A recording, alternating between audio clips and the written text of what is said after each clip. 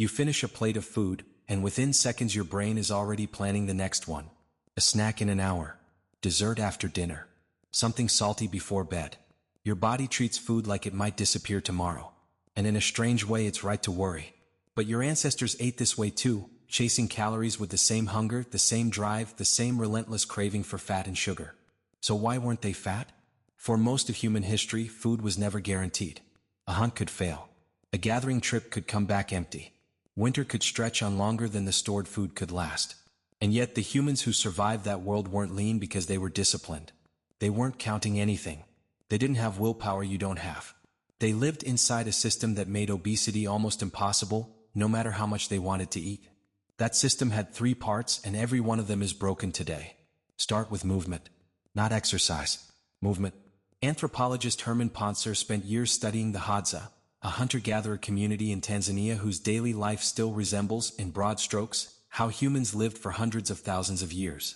Pontzer expected to find that Hadza adults burned dramatically more calories than people in wealthy, sedentary countries. Walking for hours, digging tubers, climbing for honey, carrying firewood. Surely all of that adds up. It didn't. Pontzer's research, published in PLOS 1, found something that upended a basic assumption.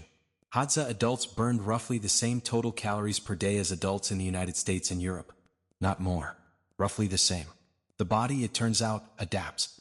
When physical activity goes up, other internal processes quietly scale down to compensate, keeping total daily energy expenditure inside a surprisingly narrow range. So if ancient humans weren't burning drastically more calories through movement alone, something else has to explain why they stayed lean. And that something else is food itself. Not how much they ate. What they ate and how hard it was to get. Ancient food had a cost attached to every single calorie.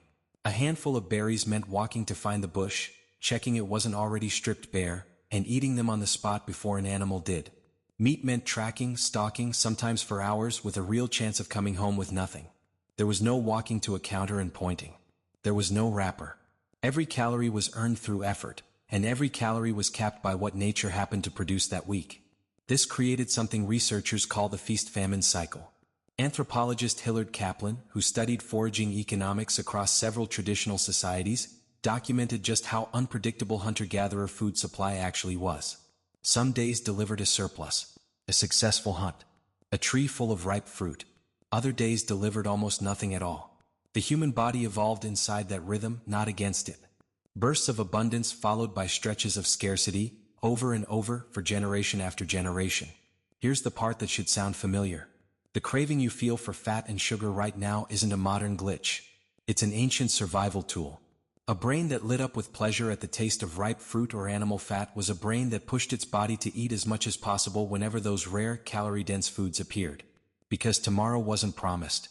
That craving kept ancient humans alive during famine season, by making sure they overate exactly when overeating was actually useful. The problem isn't the craving. The craving still works exactly the way it was designed to work.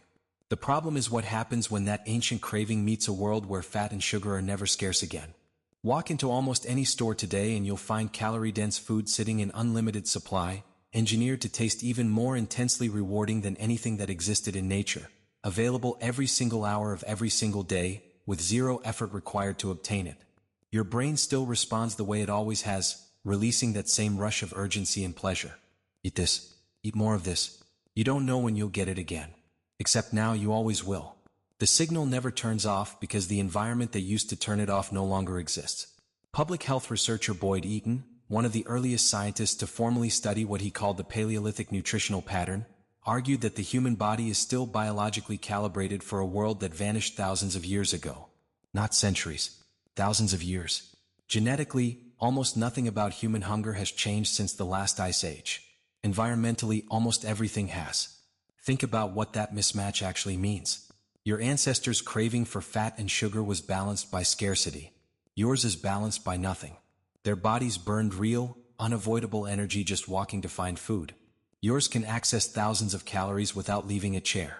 Their appetite regulation system evolved to handle feast and famine. Yours is being asked to regulate itself inside a permanent feast that never runs out. It's worth pausing on just how efficient the ancient system actually was, because efficient is not the same as lazy. Hunter-gatherer bodies weren't burning enormous amounts of extra energy through activity, according to Pontzer's data.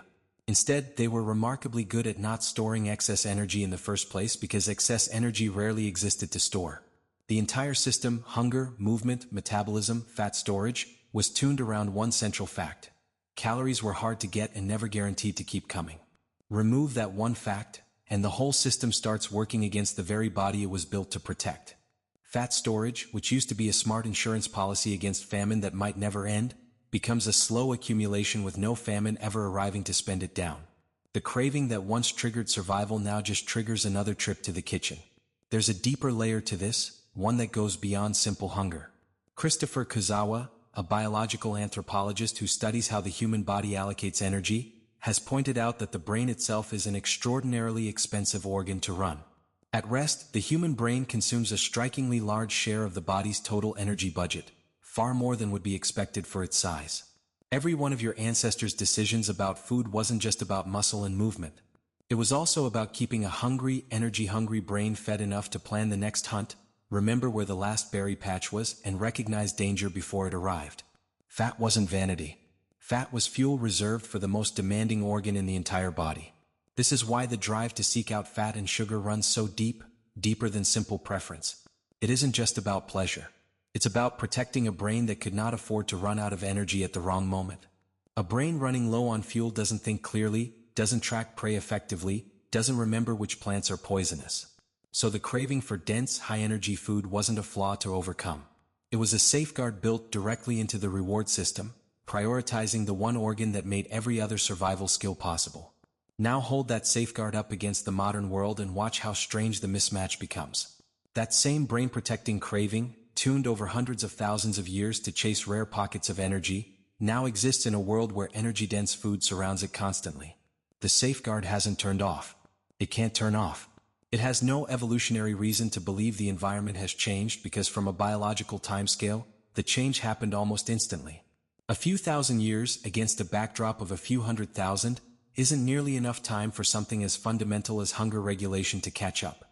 Consider, too, what a typical day of eating actually looked like before agriculture reshaped the food supply. Meals weren't three predictable events with snacks in between. Food arrived in whatever quantity the environment provided, whenever it happened to provide it. A large kill might mean eating heavily for several days in a row, storing fat efficiently while the meat lasted. A stretch of bad luck might mean eating far less for a week or more. The body wasn't reacting to a schedule. It was reacting to reality, adjusting its hunger and its fat storage moment to moment based on what was actually available, not on what a clock or a calendar suggested it should want. Compare that to now. Food today arrives on a schedule that has nothing to do with the body's actual needs. Breakfast at a set hour, lunch at a set hour, dinner at a set hour, snacks stacked in between, all independent of whether the body has genuinely used up its last meal's energy.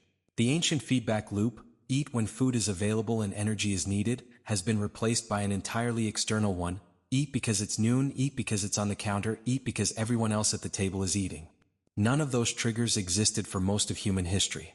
All of them are constant now. None of this means ancient life was better. It wasn't. It was harder, more dangerous, and shorter in nearly every measurable way. A failed hunt wasn't an inconvenience. It was hunger that could stretch into real danger. The feast-famine cycle that kept people lean also meant real, sometimes prolonged periods without enough food at all. Children didn't always survive those stretches. Adults didn't always survive those stretches either. This isn't a case for going backward. It's a case for understanding why staying at a healthy weight can feel like such a constant, exhausting battle today, when for nearly all of human history, it required no battle at all. Your body isn't broken. It's doing exactly what it was built to do, reacting to abundance the same way it always would have, because it has no internal mechanism for recognizing that abundance is now permanent. Ancient humans weren't fighting their cravings because their environment did the fighting for them. Scarcity was the discipline. Effort was the exercise. Uncertainty was the portion control.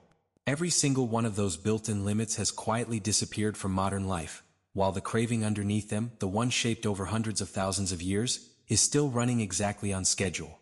So the next time you reach for something salty an hour after finishing a full meal, that isn't weakness. That's a hunter-gatherer brain, perfectly calibrated for a world of scarcity, trying to make sense of a world that never runs out. Your ancestors ate the same way you do, chasing calories with the same hunger, the same drive, the same relentless craving for fat and sugar. The only difference is that their world never let that craving win.